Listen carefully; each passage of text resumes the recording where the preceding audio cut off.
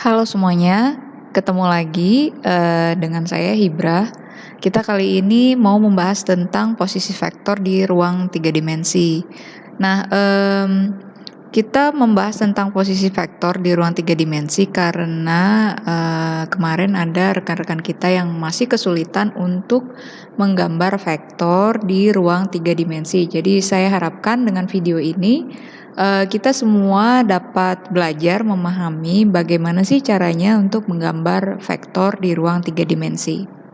Oke, langsung saja ya. Nah, jadi sebenarnya menggambar vektor di koordinat 3 dimensi itu hampir sama dengan menggambar di 2 dimensi. Cuman bedanya kalau di 3 dimensi itu ada sumbu Z. Nah, kalau di 2 dimensi kan cuman adanya X dan Y aja ya, nggak ada Z-nya. Nah, jadi kalau untuk di sumbu 3 dimensi itu ada sumbu Z-nya, sehingga itu membentuk seperti yang ada di halaman ini ya. Nah, satuan untuk sumbu X itu adalah I, satuan untuk sumbu Y itu J, satuan untuk sumbu Z itu adalah K. Jadi biasanya kalau kita baca di buku atau literatur atau buku referensi itu banyak vektor yang diberikan satuan dengan IJK ya. Jadi nanti kalian bisa merelasikan untuk menggambarnya, lihat aja nilai I-nya berapa, itu adalah nilai di sumbu X. Ya, nilai J-nya berapa itu adalah nilai di sumbu Y. Nilai K-nya berapa? Nah, itulah nilai di sumbu Z. Gampang kan? Nah, yuk sekarang kita langsung coba ya. Nah, misalnya ini kita mau lihat nih, kita mau gambar titik A ya di sumbu X, Y, Z. Nah, kita lihat dulu, kita gambar dulu sumbu X, Y, Z-nya. Nah, sumbu X ini yang ada di sebelah kiri bawah itu adalah sumbu X yang bernilai positif. Itu langsung aja kita langsung buatkan skalanya 1, 2, 3, 4, 5 dan seterusnya. Nah, kemudian X negatif itu berada di arah yang berlawanan dengan sumbu X yang positif. Ya. Juga dengan sumbu Y, ya. Sumbu Y di sini skalanya dengan skala yang sama seperti sumbu X, 1, 2, 3, 4 dan seterusnya. Memiliki arah yang negatif untuk sumbu Y negatif ya. Jadi arahnya berlawanan. Posisi dari Z itu adalah posisi yang ke atas. Jadi kalau dia ke atas dia bernilai positif, ke bawah dia bernilai negatif. Gampang ya. Gimana kalau kita misalnya mau menggambar titik A dengan nilai 3,3,3 ya. Artinya kalau dia 3, 3, 3 berarti nilai X-nya 3, nilai Y-nya 3, nilai Z-nya 3. Nah, pertama-tama kita mau gambar yang mananya dulu nih? Gambar Y-nya, Z-nya, atau X-nya nih? Nah, jadi caranya yang pertama itu kita gambar dulu titik X dan titik Y pertemuannya ada di mana. Ya, jadi di sini karena nilai X-nya itu 3 dan nilai Y-nya itu 3, maka kita temukan dulu titik pertemuan antara titik 3X dan 3Y, yaitu di sini ya, seperti yang saya lingkari berwarna merah ini. Nah, setelah kita dapat temukan sumbu pertemuan antara X dan Y-nya, kita tarik berapa satuan ke atas atau ke bawah sesuai dengan nilai Z-nya. Nah, karena di sini nilai Z-nya adalah positif 3, maka kita tarik 3 satuan ke atas. Karena dia nilainya positif 3. Ya. Jadi kita dapatkanlah titik A 3,3,3 atau 3X, 3Y, dan 3Z. Oke, nah itu kalau kita menggambarkan titiknya positif semua. Nah, kalau misalnya negatif gimana dong? Coba ya. Nah, sebenarnya caranya sama kalau untuk nilainya negatif.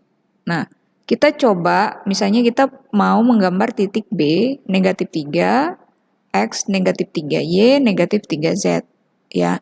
Nah, pertama kita mau ambil dulu titiknya dengan nilai X dan Y. X-nya berapa? Negatif 3 kan? Y-nya berapa? Negatif 3 juga. Nah, jadi kita tarik garis dari negatif 3X dan 3Y. Pertemuannya di mana? Nah, itu kita taruh titik di situ. Nah, di sini saya lingkari di garis yang berwarna merah ini. Ya, jadi kita dapatkan titik di situ. Nah, setelah itu garis untuk tarik nilai Z-nya. Nah, karena di sini nilai Z-nya itu negatif 3, maka kita tarik garisnya ke bawah, bukan ke atas. Jadi berlawanan dengan yang tadi ya. Nah, kita tarik 3 satuan ke bawah, karena nilai Z-nya adalah negatif 3.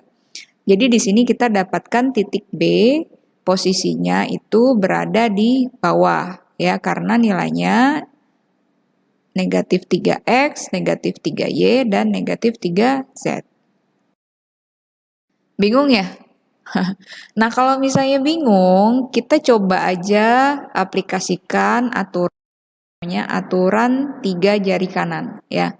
Kita punya ibu jari, jari telunjuk, dan jari tengah ya. Nah, ibu jari itu kita umpamakan dengan sumbu Z, jari telunjuk itu kita umpamakan sumbu X, dan jari tengah itu kita umpamakan sumbu Y. Jadi nanti kalau misalnya rekan-rekan itu bingung, tiba-tiba aduh ini X-nya mana ya, Z-nya mana ya, Y-nya mana ya. Nah, ingat aja ya, ambil tangan kanan kalian, kemudian ingat jari telunjuk itu X, jari tengah itu Y, jempol itu Z, ya, gampang ya. Nah, yuk latihan nih ya, kita coba gambar posisi titik P1, 2, negatif 3. Artinya apa? Nilai X-nya 1, nilai Y-nya 2, nilai Z-nya negatif 3. Oke, caranya sama kayak tadi. Nah, pertama kita coba dulu pertemukan titik X dan Y. X-nya berapa? 1. Y-nya berapa? 2. Nah, dari situ kita tarik garis pertemuan titiknya di mana. Oke? Nah, setelah itu dapat, baru kita lihat nilai Z-nya berapa. Di sini nilai Z-nya itu negatif 3. Nah, makanya kita tarik garisnya ke bawah sebanyak 3 satuan. Sehingga kita dapatkan titik P-nya itu ada di bawah, ya. Nah, setelah kita dapatkan titik P, maka kita dapat dengan mudah menarik garis vektor P dengan nilai 1, 2, negatif 3, ya, dengan arah dari titik 0 ke titik P. Jadi seperti itu. Nah, kalau misalnya rekan-rekan itu mengalami kesulitan untuk menggambar posisi vektor dari titik 0, maka nanti ke depannya akan sulit untuk mempelajari vektor. Jadi saya sarankan buat melatih menggambar vektor ya dengan cara seperti ini, terutama untuk di ruang 3 dimensi. Oke, itu aja untuk pelajaran kita hari ini. Semoga bermanfaat ya. Tetap semangat untuk belajar ya. Bye.